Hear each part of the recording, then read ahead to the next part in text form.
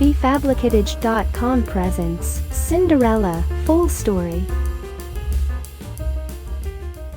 A long time ago there was a very beautiful girl named Cinderella. Cinderella had long red hair, green eyes, and freckles all over her nose. She was clever and kind, and she loved to tell jokes. But she was very unhappy. Her father and mother had died. Cinderella lived with her stepmother and two stepsisters. Although they all lived in a big house, they were actually quite poor. Their money was nearly gone.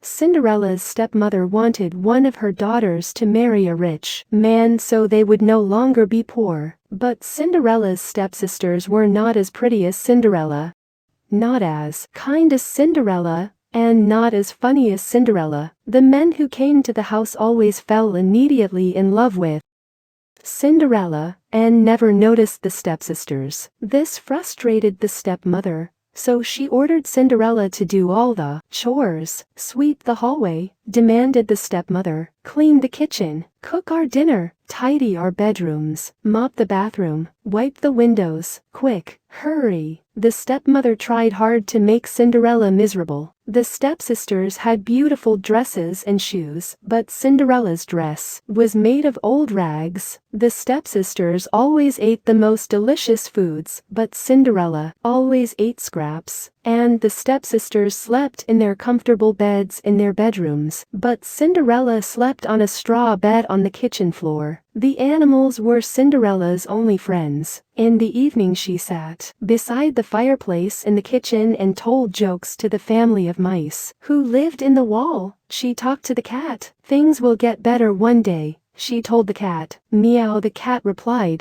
One day, while Cinderella was in the garden picking pumpkins, a letter arrived at the house. It was an invitation to the king's summer ball. Cinderella's stepmother and stepsisters were very excited. "The prince will be there. He is so handsome. He is so rich. He needs a wife." The stepsisters spent weeks preparing for the ball. They bought new dresses, new shoes, and new handbags. On the day of the ball, Cinderella helped them put on their dresses and do their hair. "Oh, I have a wonderful idea," exclaimed the youngest stepsister. "Cinderella, come to the ball with us. It will be more fun if you are there." "Oh, but you don't have anything to wear," laughed the oldest stepsister. "You can't meet the prince wearing those dirty old clothes." "What a shame. Maybe next time." Cinderella tried not to cry. She finished dressing her sisters and then went down to the kitchen. She sat beside the fire and sighed. "Things will get better one day," she told the cat. "Meow," the cat replied. Just then,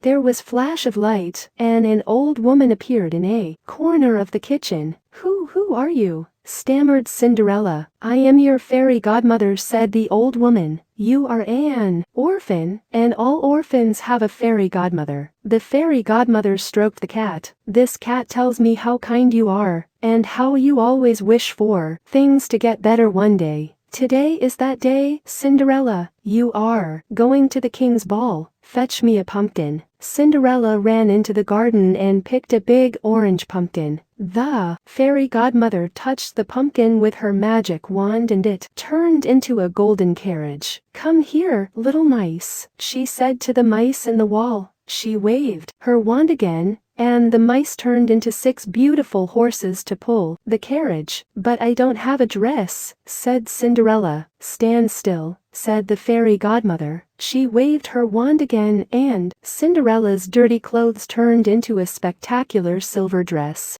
Beautiful glass shoes appeared on Cinderella's feet. "Now go to the ball," said the fairy godmother. "But you must be home by midnight. When the clock strikes 12, your dress will turn back into rags, and your carriage will turn back into a pumpkin. Have fun." And with another flash of light, the fairy godmother disappeared.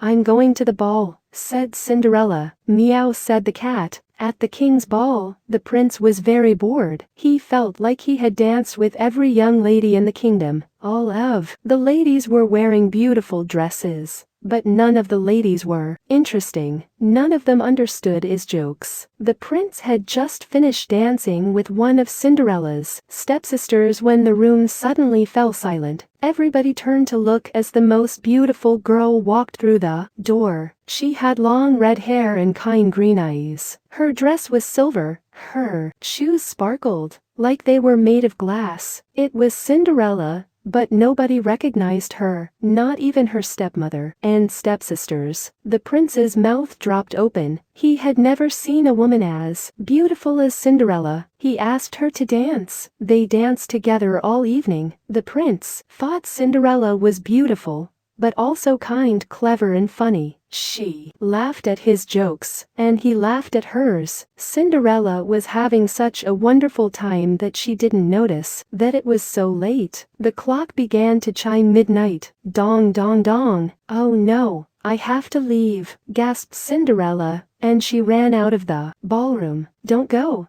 I don't even know your name, shouted the prince. But Cinderella was already gone. Cinderella fled from the palace so fast that she lost one of her glass shoes on the stairs. When she got to the bottom of the stairs, the clock finished chiming midnight. Cinderella's beautiful dress turned back into rags, and her golden carriage turned back into a pumpkin. Drat, said Cinderella. Just then, she saw the prince running towards her, holding the glass shoe she had dropped. She did not want him to see her dressed in her dirty old rags. She felt ashamed, but there was nowhere to hide. Excuse me, miss, he said, panting. Did you see where that beautiful girl went? This is her shoe. I must find her. The prince didn't recognize Cinderella without her beautiful clothes. Cinderella shook her head. The prince ran off to continue his search. Cinderella walked all the way home. 3 weeks passed. The prince couldn't sleep. He could not stop thinking about the beautiful girl at the ball. He waited for her to return to the palace, but she did not return. He waited for her to send a letter, but no letters came. Finally, in desperation, he gave the glass shoe to a trusted messenger and ordered him to visit every house in the kingdom. Find the girl who this shoe belongs to and bring her to me. The messenger visited hundreds of houses. At every house, women claimed the glass shoe was theirs, but when they tried on the shoe, their feet were too big, or too wide, or too small. Finally, the messenger arrived at Cinderella's house. Cinderella's stepmother opened the door. Of course, come in. She led the messenger into the dining room, where the 2 stepsisters were waiting. The oldest sister said,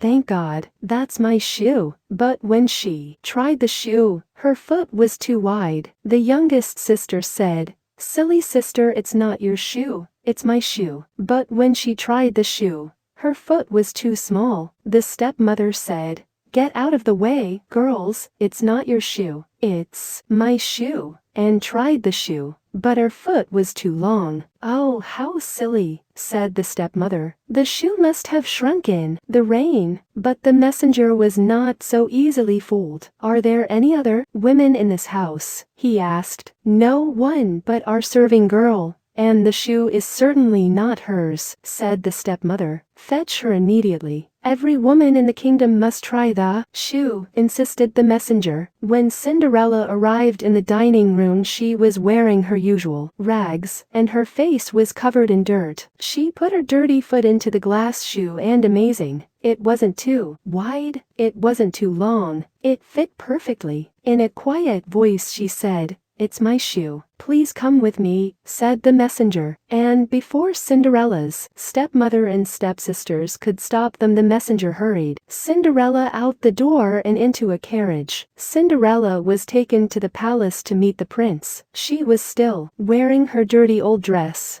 and her arms, legs, and face were dirty. She looked at the floor because she felt so ashamed. The prince took Cinderella's hand. "Miss, please look at me," he requested kindly. And when she lifted her head and he saw her kind, Green Eyes, he knew that she was the girl he had fallen in love with at the ball. They were married the next spring and spent the rest of their lives laughing at each other's jokes.